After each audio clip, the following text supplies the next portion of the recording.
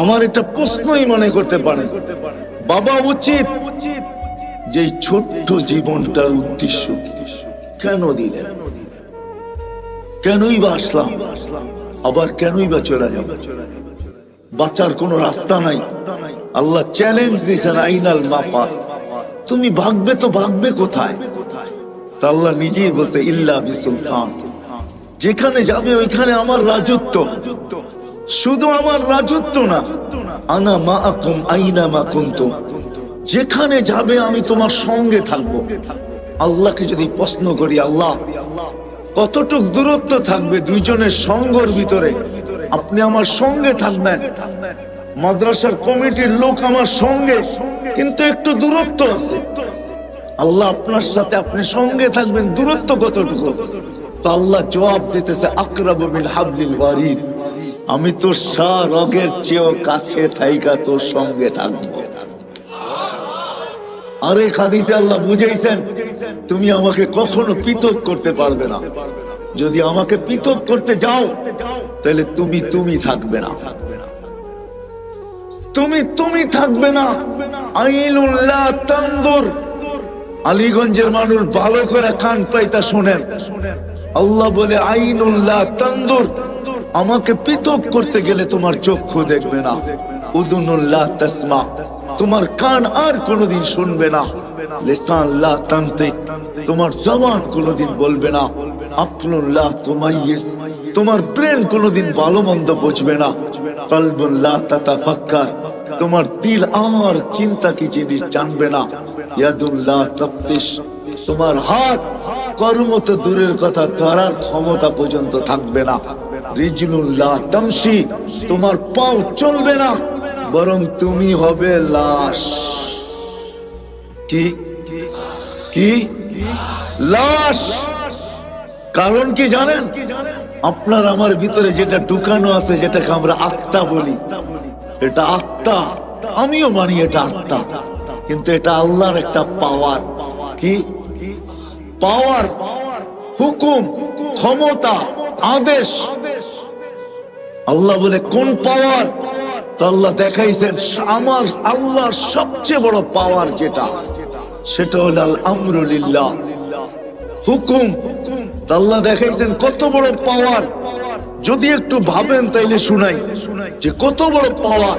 তো আল্লাহ বলে, ওয়াদাতু আমাল আলাস সামাওয়াতি ফাস্তাকাল্লাত, আকাশের উপরে রাখতে দেরি, সে স্থির হইতে দেরি হয় নাই। তারাউনাহু বিগাইরি আমাল, তোমরা কোথাও খুঁটি দেখো না। খুঁটিবিহীন দাঁড় করাইলাম, তো কিভাবে করাইলাম? তো আল্লাহ বলে, আমার হুকুম দিয়া দাঁড় করাইয়া দিছি।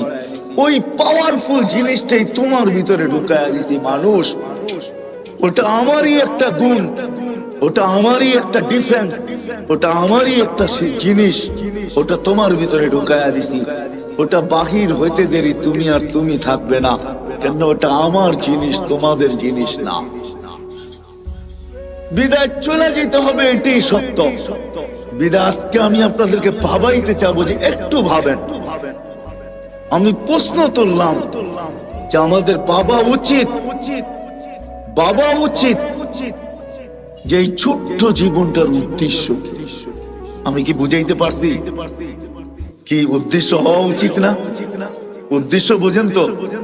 হাজারো উদ্দেশ্য আমাদের জীবনের, কিন্তু আফসোস আমাদের সমাজের কয়জন জানে, কয়জন যুবক জানে, কয়জন আমরা জানি যে ছোট্ট জীবনটা আল্লাহ কোন উদ্দেশ্যে দিয়েছেন, কেন দিয়েছেন, এটার উদ্দেশ্য কি, কেন দিলেন আল্লাহ? শুধু এইখানেই তো শেষ না, দেওয়ার পরে আল্লাহ আমাদেরকে 24 ঘন্টা সুরক্ষিত করেন। আস্তুরুকা, আল্লাহ 24 ঘন্টা সুরক্ষিত করেন। আযকুরুকা ওয়ালা তানসানি, আল্লাহ বলে তোমাকে আমি 24 ঘন্টা সুরক্ষিত করি, যদিও তুমি 24 ঘন্টা আমাকে ভুলা থাকো। কেননা তোমার জীবনের একটা উদ্দেশ্য আছে, যে উদ্দেশ্য দিয়ে তোমাকে আমি তৈরি করছি। ও মানুষ, দুনিয়াও তোমাকে দিছি, আখিরাতও তোমাকে দিছি। হ্যাঁ, ভুলা যাব মনে উঠলো, এই জন্য বলতেছি, আলীগঞ্জের মানুষ, সমগ্র সৃষ্টির জীবনের কোনো বিনিময় নাই। যদিও সে জন্ম লগ্ন থেকে নিয়ে কিয়ামতের সকাল পর্যন্ত সেজদায় পড়ে আছে, চোখের পলক ঝপতে যতটুকু সময় লাগে এতটুকু সময়ের জন্য না বিমুখ হয়, না গাফেল হয়, উদাসীন হয়, না বিমুখ হয়। চোখের পলক ঝপতে যতটুকু সময় লাগে, কিন্তু তাকে কোনো বিনিময় দেওয়া হবে না। এমন সৃষ্টি নেই যে 24 ঘন্টা আল্লাহর গুণগান না গায়, কিন্তু আল্লাহ বলে কারো কোনো বিনিময় নাই। ও মানুষ, তুই উচ্চারণ করতে দেরি। উদাহরণস্বরূপ সুবহানাল্লাহ বলেন তো, আলহামদুলিল্লাহ। হাদিসে বুখারীর হাদিস, তামলাউ মা বাইনাস সামাই ওয়াল আরদ। এই সৌর জগতের ভিতরে যতটুকু জায়গা আছে শুধু একজনেরটা দ্বারা নেকি দ্বারা প্যাক হয়ে যায়। আপনি বলবেন আমরা এত লোক পড়লাম, বাকিগুলা কোথায় যাবে? বাকিগুলা আমাদের আমলনামায় জমা হয়ে গেছে, এতটুক পরিমাণই জমা হয়েছে। আমরা উচ্চারণ করতে দেরি, বিনিময় দিতে দেরি হয় না। ওই মানুষটার পাওয়া উচিত যে এই ছোট্ট জীবনটার উদ্দেশ্য কি। কি বলেন? বাবা উচিত? আপনারা কি আমার সাথে একমত? হ্যাঁ?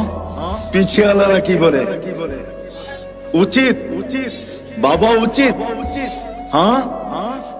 যদি বাবা উচিত হয় তাহলে আগে এইখানে সেভ করেন, এইখানে গাঁথেন, এইখানে আগে সেভ করে নেন, এইখানে গাঁথেন যে আমার বাবা উচিত। কিন্তু আমি যদি প্রশ্ন করি এখানের কাউকে যে আপনি কি কোনোদিন ভাবলেন যে আমি সৃষ্টির সেরা, ছোট্ট একটা জীবন আমাকে আল্লাহ দিলেন, 24 ঘন্টা কিন্তু আল্লাহ আমাদেরকে সুরক্ষিত করেন। যদিও আমরা 24 ঘন্টা আল্লাহকে ভুলে থাকি, তারপরে আল্লাহ জিজ্ঞাসা, আল্লাহ আমাদেরকে জানানোর জন্য বলতে চাইতেছেন, আল্লাহ আমাদেরকে অবগত করতে চাইতেছেন, লাউ আমারতুল আরদা লাবতাল আতকা ফি বাতনিহা। অবগতির জন্য আল্লাহ বলতে চাইতেছেন, আলা কুল্লা ইয়াউমিন ওয়াল আরদু তাস্তাযিনু রাব্বা। শোনো, প্রতিদিন জমিন তোমাদের বিরুদ্ধে আমার কাছে অভিযোগ করতে থাকে। শোনো, শুধু জমিন না, আলা কুল্লা ইয়াউমিন ওয়াল বাহরু ইস্তাযিনু রাব্বা। সমুদ্র তোমাদের বিরুদ্ধে আমার কাছে অভিযোগ করতে থাকে। শুধু সমুদ্র না, আলা কুল্লা ইয়াউমিন ওয়াল মালাইকাতু তাস্তাযিনু রাব্বা। ফেরেশতা আমার কাছে তোমাদের বিরুদ্ধে অভিযোগ করতে থাকে। আল্লাহ কিসের অভিযোগ? বলে জমিন বলে আন আবতালিয়া ফি বাতনি, জমিন বলে আমি পেটে নিয়ে নিব। সমুদ্র বলে আন উগরিকা ফি কাহি, আমি এদেরকে তলদেশে ডুবাইয়া দিব। ফেরেশতা বলে আন তুহলিকা, আমি এদেরকে সমূলে ধ্বংস করে দিব। জান জান আলীগঞ্জের মানুষ, আমি দুনিয়াতেই খাবো। হাজার শত ধ্বংস স্তূপ আমার এই চোখে দেখছি আমি। আল্লাহ আমাকে দুনিয়া ঘুরাইছেন বিদায়, শত ধ্বংস স্তূপ আমি আমার এই দুই চোখে দেখছি। যে সময় প্রথম সুনামি আসে, আমি 3 মাস পরে ইন্দোনেশিয়ায় গেছি। টানা 8 ঘন্টা প্লেনে চলার পরে আমি যুগ জাকার্তা পড়ছি, ইন্দোনেশিয়ার একটা প্রদেশ যেখানে সুনামি আসছিল। আমি 350 কিলোমিটার আমার এই চোখে দেখছি, একটা বাড়িও দাঁড়ানো ছিল। কিন্তু আশ্চর্যের বিষয়, এই 350 কিলোমিটারের ভিতরে যত